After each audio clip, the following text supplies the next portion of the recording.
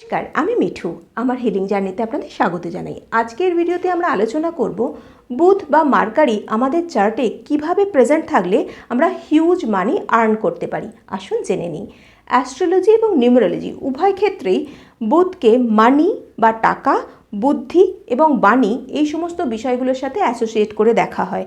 যে সমস্ত ব্যক্তিদের চার্টে বুধ খুব স্ট্রং হয় তাদের calculative power, mathematic sense, business sense, investment sense এগুলো খুব স্ট্রং হয় এবং তাদের কথা বলার স্টাইলও ভীষণ সুন্দর হয়, যেটা তাদের বিজনেসে অন্য মানুষকে প্রভাবিত করতে হেল্প করে। এবং ইনভেস্টমেন্ট তারা এভাবেই করে যাতে কম ইনভেস্ট করে বেশি লাভ করা যায় এবং কোন কোন পার্সপেক্টিভে কোন কোন বিষয়ে কতটা ইনভেস্টমেন্ট করা উচিত সেই সেন্সটাও তাদের মধ্যে খুব স্ট্রংলি কাজ করে। মানি ম্যানেজমেন্ট খুব স্ট্রং হয় এবং মানির ক্যালকুলেশনও তারা খুব সুন্দরভাবে করতে পারেন।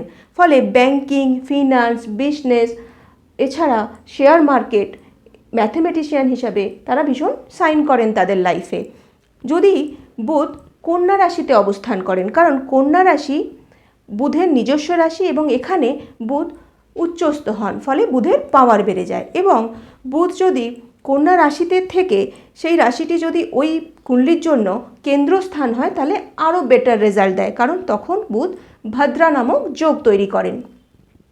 কোন কোন হাউসে বুধ থাকলে টাকার জন্য বেটার রেজাল্ট দেয় সেটা জেনে নিই। প্রথমে হলো ফার্স্ট হাউস, তারপরে আসে সেকেন্ড হাউস।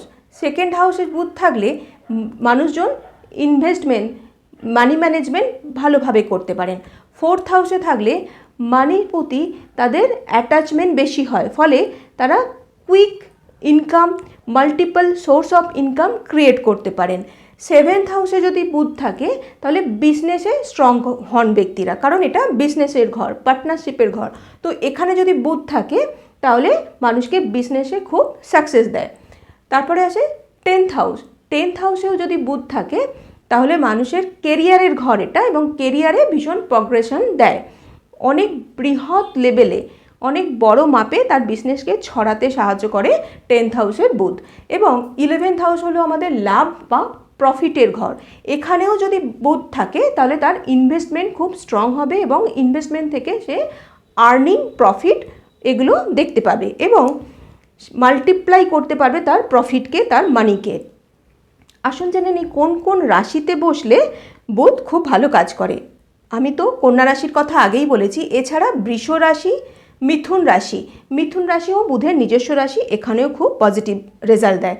এছাড়া লিব্রা বা তুলা এবং ক্যাপ্রিকন বা মকর এবং অ্যাকোয়ারিয়াস বা কুম্ভ এটা শনির রাশি, এখানে মিত্রতা থাকে শনির সাথে বুধের এবং ফলে বেটার রেজাল্ট দেয়। এবং শুক্রের সাথেও বুধের মিত্রতা থাকে, সেখানেও বেটার রেজাল্ট দিতে দেখা গেছে।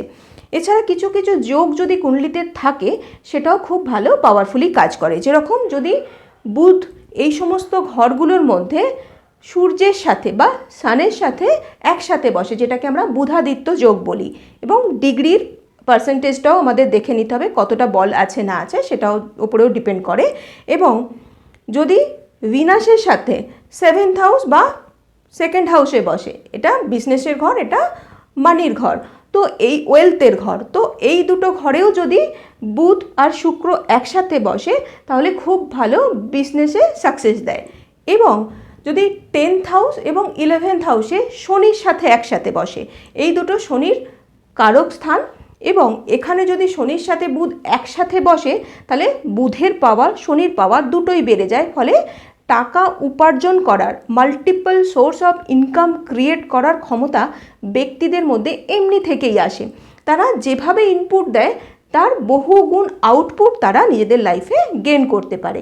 তো আপনারাও যদি নিজেদের কুণ্ডলীকে এইভাবে বিচার করতে পারেন, ক্যালকুলেশন করতে পারেন, তাহলে তো খুব ভালোভাবে কাজে লাগাতে পারেন বুধের এনার্জিকে। আর যদি আমার সাহায্য লাগে সেটাও জানাতে পারেন আমাকে, কনসালটেশনের জন্য যোগাযোগ করতে পারেন। আর এই চ্যানেলকে সাপোর্ট করে আমাকে মোটিভেট করে এগিয়ে যেতে সাহায্য করতে পারেন। Thank you so much.